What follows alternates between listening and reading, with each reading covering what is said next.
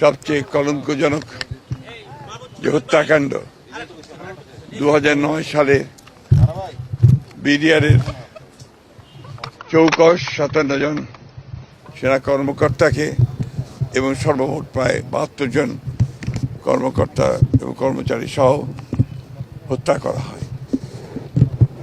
এই 2009 সালের 25শে ফেব্রুয়ারিতে এই দিনটি আমাদের জাতির জন্য অত্যন্ত লজ্জার এবং কলঙ্কজনক একটি অধ্যায় বলে আমরা মনে করি।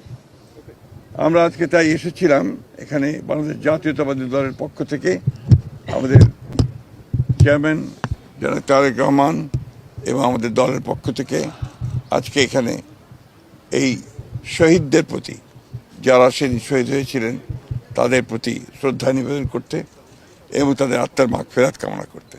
এই দিনটিকে আমরা সবচেয়ে কলঙ্কজনক এই জন্য মনে করি যে এই দিনে যে চক্রান্ত হয়েছিল, যে প্রচেষ্টা হয়েছিল যে বাংলাদেশের পুরো যে নিরাপত্তা ব্যবস্থা, সেই ব্যবস্থাকে ভেঙে দেওয়ার একটা গভীর চক্রান্ত হয়েছিল।